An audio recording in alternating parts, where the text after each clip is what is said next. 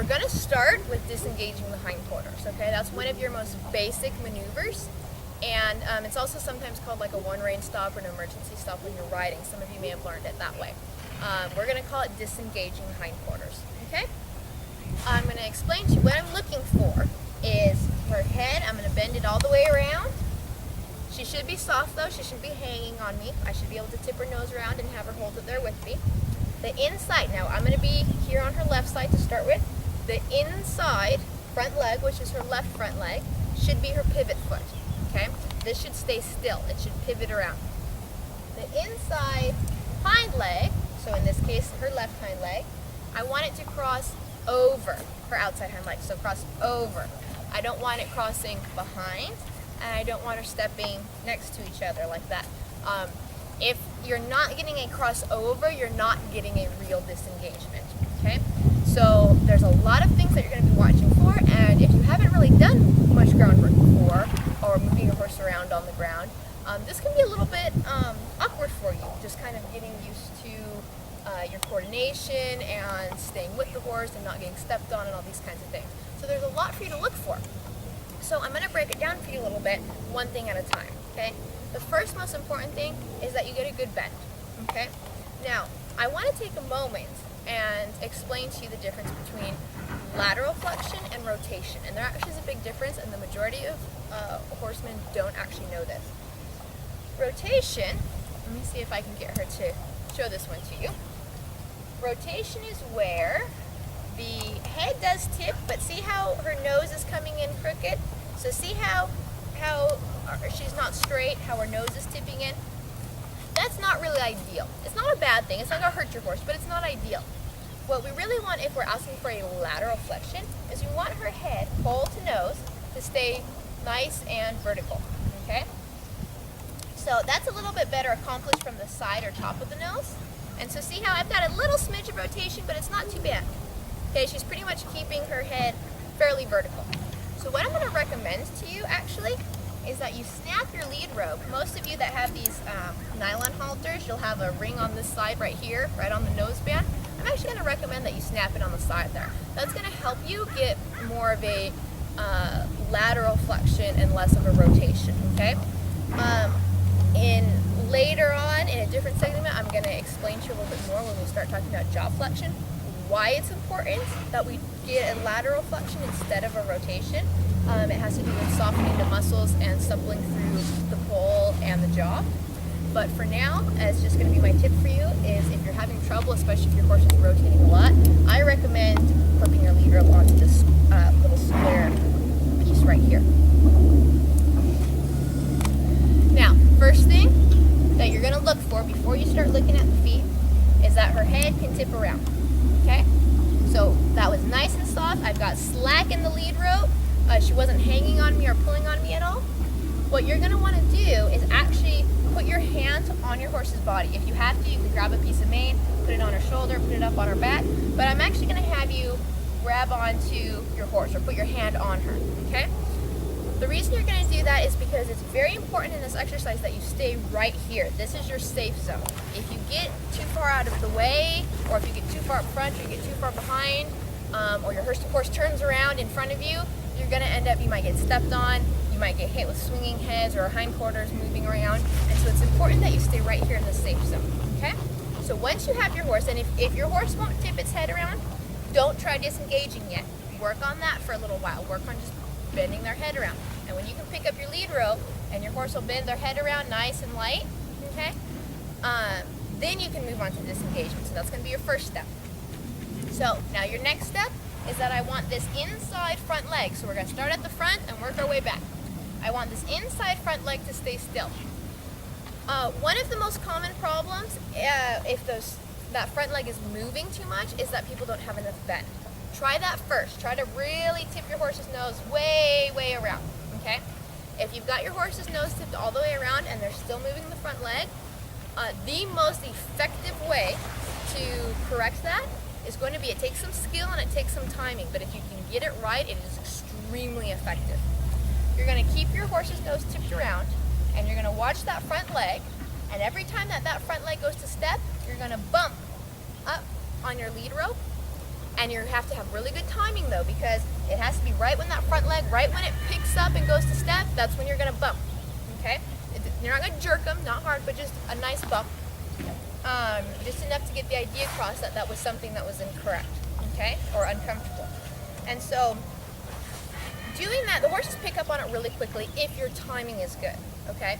So, because if you're bumping and it's translating to another foot, then they'll be confused and think it's that other foot. So really watch your timing, that it's this front leg. When that one goes to step up into the air, that's when you're gonna bump. And I will tell you, these horses learn very, very quickly that, when my other 3 feet move, nothing happens. But when I move this one, I get bumped. So it usually doesn't take more than a couple of times practicing, and they start to figure out that this one needs to stay still. So once you've got this foot staying still, when you're asking the hind to move, now we're gonna look at if we're actually getting a real disengagement, okay? If that front leg is actually staying still, then you will most likely be getting a disengagement. However, if your horse is really tight in the hindquarters, they may be just taking little steps next to each other instead of actually really crossing over. There is the chance that there may be a physical problem, that your horse, like I said, is real tight in the hindquarters and physically can't cross over. If that's the case, then you're going to need help from a therapist, a chiropractor, some sort of bodywork therapy to help loosen up that tightness, okay? When you're trying to kind of rehab a horse from that and try to teach them to cross over, you're also going to use timing here, okay? So as the horse's hind end moves around, which I'm going to show you in a minute, you're going to have some pressure. I'll have my whip in my right hand just in case I need it. Again, ideally, I don't want to have to use it, but I want to have it if I need it. So my whip's in my right hand, and look, she's already going around. She knows what to do. And I'm going to put my hand, let me turn her around again so you can see. Good. What a good girl. Good girl. All right, and I'm going to have my hand right here on her hip. Good girl. Right behind the flank, the area of the hair that grows up, you're going to have your hand right about behind there for most horses. For some horses, you're going to have it right about where your leg would be. Think about like where a back cinch goes on a Western saddle. You'd have it on your back cinch, okay? So either just behind the flank or on the back cinch. Good girl. So I'm going to go ahead and show you all the pieces put together here now. Again, first thing, we're going to start at her head. I've got my leader up in my left hand and I've got my whip in my right hand. I'm just going to pull her forward into the sun a little bit.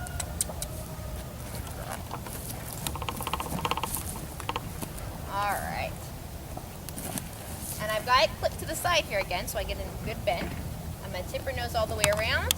I'm going to put my hand on her side. And I'm going to put my right hand right behind her foot. Good girl. Good. Nice job. So could you see, and I'll show you again, that left front foot stayed perfectly still and the left hind foot crossed over every time. If you're having trouble getting that crossover, what you're going to do is every time this right hind foot goes to step, you're going to put a little bit more pressure with her left inside hind foot goes to step. This inside one right here, you're going to put a little bit more pressure with that hand when it goes to pick up, okay? So I'm going to show you one more time on this side. Really watch her feet, okay? Watch this front should stay, and this hind back here should cross over, okay? So once more, I'm going to tip her head around. Yeah, I know, you're such a good girl.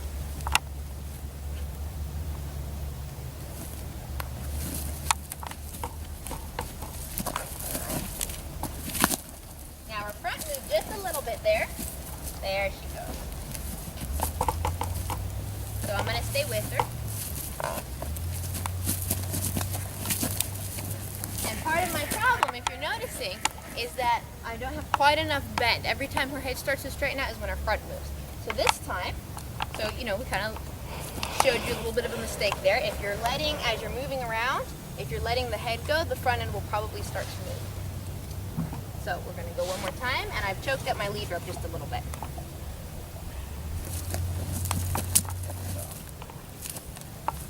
Good girl. So that time, I didn't let her head go. I kept my hand more firmly on her body and choked up my leader up a little bit, and she executed it perfectly.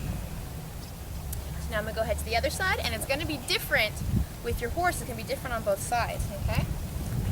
So again, flipping my leader up to the side here. You can do this from the bottom, but you know, like I was talking about, you'll get a little bit better flexion if you're doing it from the side. Now I've switched hands because I'm on the opposite side. My right hand has the leader up and my left hand has the whip. This is going to push her hind end. Now it's going to be the right front foot that I want to stay still, and it's going to be the right hind foot that I want to cross over. So checking in, first we'll tip her head.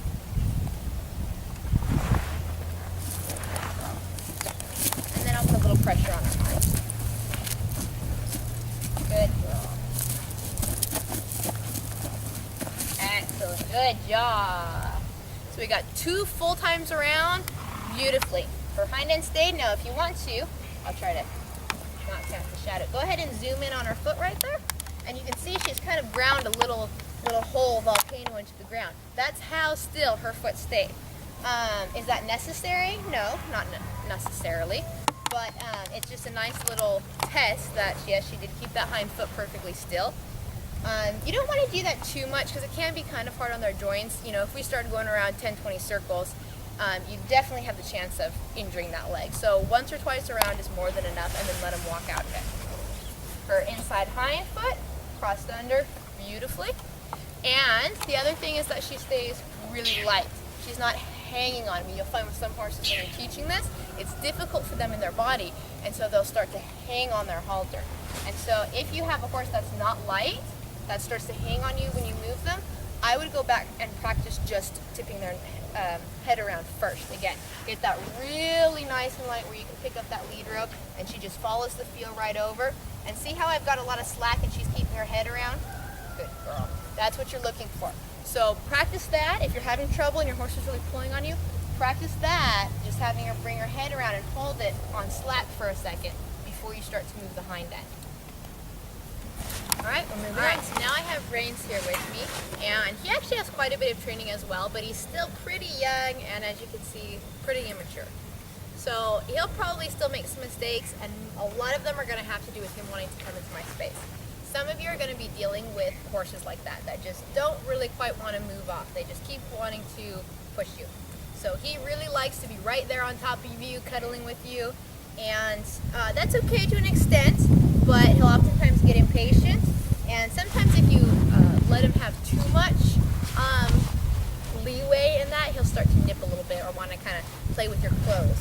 And so you're going to see me trying to have to kind of really keep his attention here because he gets distracted real easy. Like I said though, he's young, he's just a baby gelding, so so he's going to be like that. And as he gets older and matures, it won't be quite so much of a problem as long as we kind of keep tabs on it, okay?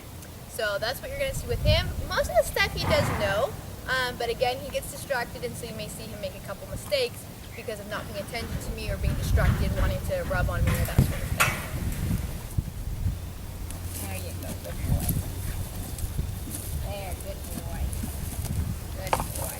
Now that was much better that time. Now one thing that I had to do, which I would recommend to some of you, is if your horse is kind of able to move your hand a little bit, just from having it on the lead rope and they're pulling on you a bit, grab onto his mane, and then that way it's immovable. So I'm going to go ahead one more time to this side, and I want it to get, you should be getting lighter each time. If you're doing it correctly, it should get better, I feel. So have his head around. Good boy, and I'm grabbing onto his mane. Alright. Good boy. Okay, now I'm going to go ahead to the other side. And if as you're asking your horse's head to come around, if they're too focused, like he gets oftentimes, where he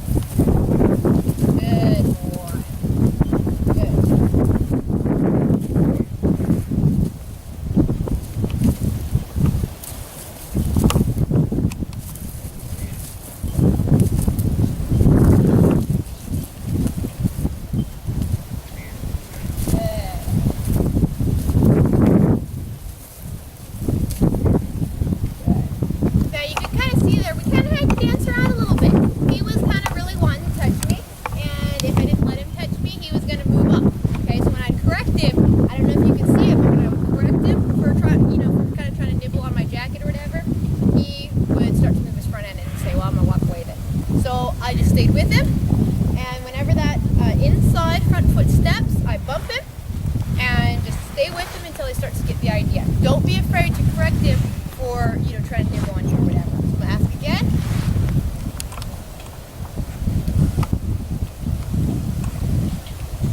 Good. So right there, corrected him.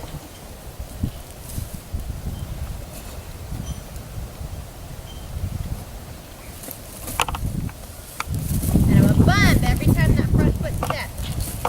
Bump. Bump. There he goes. Good. So if you're having a little bit of trouble, don't try to get all the way 360 degrees around. So I'm going to move him off a little bit because he's kind of starting to come in. Good boy. And I'm going to keep him over there, okay? If you're having trouble with him pushing on you and staying in your space, don't let him stand right next to you. Say, well, that's fine if you're not going to play nice, and you're going to have to stay over there.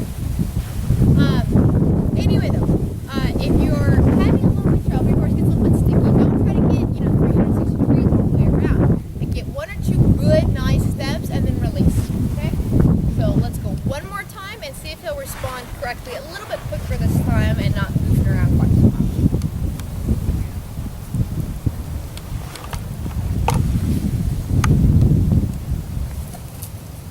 Bump, and then front leg step. Good. Little reminder. Bump again. Good. Good boy. Now that was much better. He did still, I had to correct him for moving his front just a little bit, not too bad, but he wasn't quite as much into, when he tipped his head around trying to nibble on me or anything like that. And that's something very common you'll find when you start tipping their nose towards you. Good boy. It'll be common that for a horse like this that's really kind of in your space all over you, likes to chew up everything, teething kind of horses, we'll take that as a good excuse. Oh, she's bringing my mouth to her. That means I can use her as a chew toy. So don't be, the point I want to make is don't be afraid, even though you want to do this correctly and you're focusing on your horse's feet and all this kind of stuff, don't be afraid to correct them, get after them, and keep them out of your space. Okay, so today I have Chantel here with me, and she had some training when she was younger, been started under saddle, and had some riding training, and then basically thought she was in for early retirement, had a baby, and had a couple years off. So we're bringing her back now, working some riding work, some groundwork, getting her back into being a working riding horse. At this point, I would consider her green still. Even though she'd had some training previously, it's been several years that she's been kind of sitting around not doing a whole lot. So we consider her green at this point. She's really nice, sweet mare, will pretty much go along with what you ask her to do, but she does sometimes get a little bit nervous about if you start waving the whip around too much or that sort of thing. She is an Arabian, so she's a little bit more sensitive than like some of maybe your quarter horses. And that's natural and that's fine, so we're just going to work with it. Like I talked about, with some of your horses with your whip, you may have to actually tap them. With a more sensitive horse like her, you may just have to pick it up, and that's more than enough. So we're going to go ahead and start with the Disengage the hindquarters on her.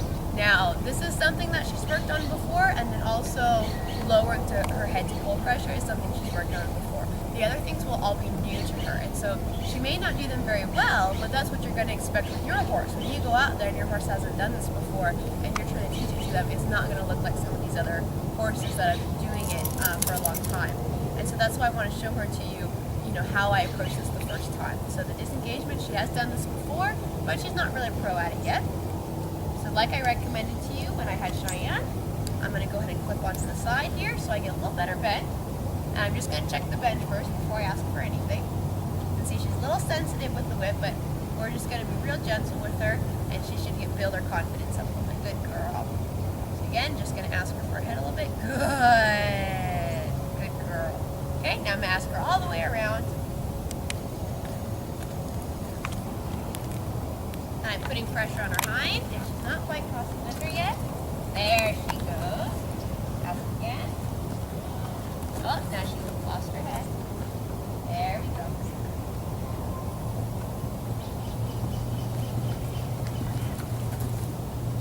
And I'm waiting for her where she can cross under with the 6-foot hind, but also keep her head at the same time. There, she's starting to get it. Good. Much better. Good girl.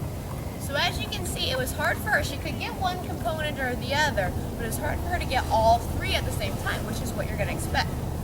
you know, you may get the head around really nice, but then once you ask for the hind, the head starts to straighten out.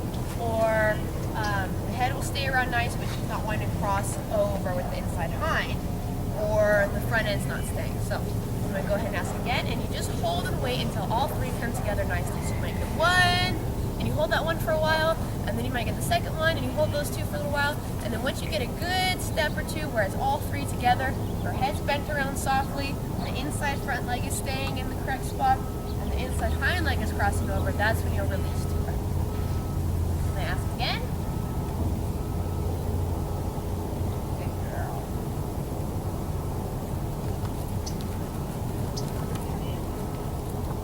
Not quite crossing over yet. There, good. Good. All right, so I'm just going to ask her head to bend around a little bit softer first.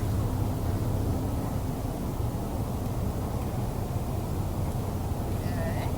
I don't really quite want her to move yet. I just want to get that softness in her face. Good. Okay, now this time I'm going to start to ask for a hind.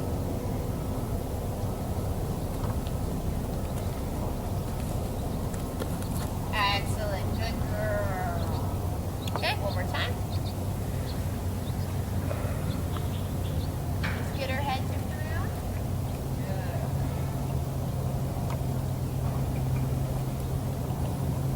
Excellent. And she got that perfectly on the first try. Very nice. Good girl.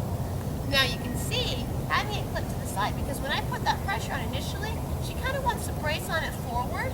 And so having it clip to the side breaks up that brace and brings her head around to that flexion there, okay? If I've got it clipped underneath, it's going to be easier for her if I had to turn it out that way.